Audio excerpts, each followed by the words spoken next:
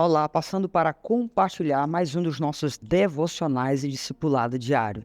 Estamos no livro de Jó, hoje os capítulos 22, 23, 24, 25, 26 e 27. Então, Jó, nós temos muito que aprender com Jó, com esse homem que estava sofrendo, ele estava passando por um momento muito difícil da vida dele, e o sofrimento é um momento muito difícil que todos nós passamos, e não tenha alguém na face da terra que não passe por sofrimento, seja o pobre, o rico, o negro, o branco, o índio, todas as raças, todas as etnias, todas as classes sociais. O sofrimento faz parte da história da raça humana desde que o homem pecou. Quando o homem decide por conta própria tomar uma rota, a rota da independência, ele estava atrelado a essa independência, a dor da sua independência. A natureza iria cobrar isso dele e todas as esferas estariam prontas para cobrar isso do homem. E é exatamente isso que nós podemos perceber. Então a gente aqui percebe claramente o sofrimento de Jó, a sua angústia. Ele quer que a sua voz encontre um espaço, né? O verso 23, o capítulo 23, ele vai dizer: se eu soubesse onde estava o tribunal, eu ali chegaria, exporia a minha causa e encheria minha boca de argumentos e esperaria que alguém me respondesse, alguém pudesse contender comigo e assim me expor alguma coisa. Como eu quero saber o que está acontecendo. Eu acho que essa deve ser uma das coisas mais inquietantes da nossa existência. Está sendo julgado por algo que a gente não sabe o que está acontecendo. É como se você estivesse num tribunal e todas as provas já estivessem estabelecidas, tudo já estivesse sido falado e você não foi ouvido, você não está entendendo a história e a história está acontecendo de forma muito rápida e você não sabe o que está acontecendo. Então, quantas vezes nós não nos encontramos assim? Com alguns dilemas internos, com algumas situações difíceis. Ouvimos, às vezes, algumas palavras que nós não gostaríamos de ouvir. Às vezes estamos cercados de pessoas com a língua pronta para nos ferir, para nos acusar. E o que nós podemos pensar nesse momento também é: como tem sido a minha postura ao longo da vida? Será que eu sou mais parecido com Jó ou com os amigos de Jó? Será que eu sou parecido mais com Jó ou com a esposa de Jó? É importante a gente não pegar as pedras para atirar na esposa de Jó, mas quando a gente se coloca no lugar dela, ali foi um momento de grande crise para ela também. A história está sendo relatada a partir da perspectiva de Jó, e o livro é sobre ele, mas olhando para o final da casa, a gente pode encontrar a sua esposa também. Perdera todos os filhos, bens, uma vida boa, um marido respeitado e honrado,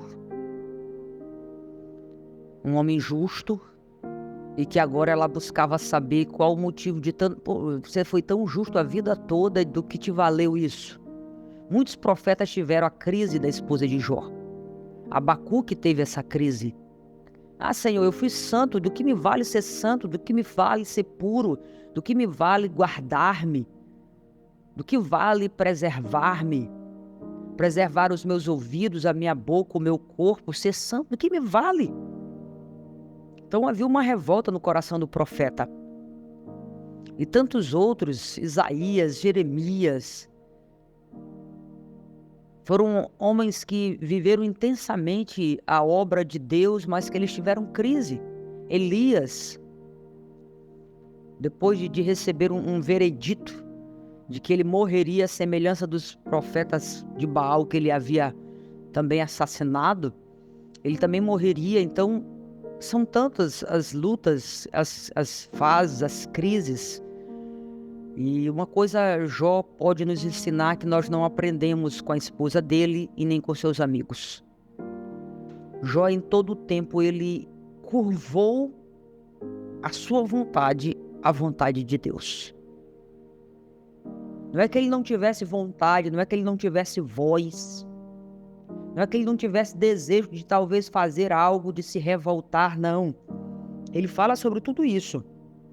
Eu guardo a minha revolta para mim e me envolvo nas minhas próprias questões, mas eu mesmo, longe de mim,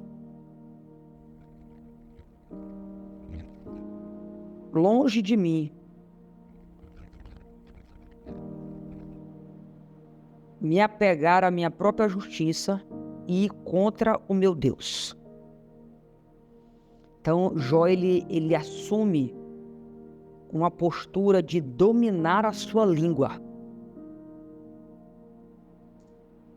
Ele estava sendo covardemente acusado de crimes, de situações que ele não havia criado. Os seus amigos aqui nesses capítulos, até mesmo de desfavorecer as crianças, o órfão, o viajante.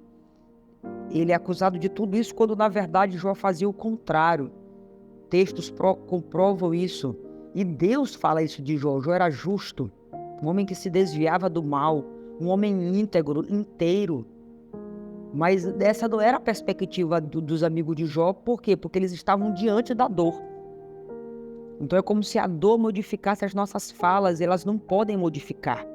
Nós precisamos manter o nosso coração firme no Senhor e naquilo que o Senhor é. Então Jó, ele estava muito certo disso. Eu acho que o que a gente aprende também aqui é que nós precisamos controlar essa nossa tendência de controlar as coisas, de falar aquilo que a gente pensa e assim ofender o céu, terra e todas as esferas. Não. É preciso ter domínio próprio diante de uma situação difícil e é preferível calar-se e às vezes perder até a razão do que confrontar o Senhor. Né? Então Jó, aqui nesse capítulo 27, ele vai dar uma aula sobre isso. Né? Ele diz, não, eu não vou, de maneira alguma, eu jamais irei contra o meu Deus. Né? E ele sabia exatamente da sorte do perverso. Ele sabia que o Senhor era o seu amparo. Ele sabia que Deus era o seu redentor. E porque ele sabia disso, ele não falava de qualquer maneira. Eu acho que o segredo é saber quem Deus é. Porque se nós sabemos quem Deus é, a crise não nos leva a essa percepção, e muito mais do que uma percepção, essa intimidade, esse relacionamento. Então o que eu aprendo é que nos dias claros eu preciso buscar intimidade com Deus, para que nos dias em que o sol não aparecer de forma tão límpida, eu possa estar cercada da memória, da certeza de que Ele é bom e de que a sua bondade dura para sempre. Então que Deus te abençoe, Deus abençoe sua vida e que você tenha um dia extraordinário na presença de Deus.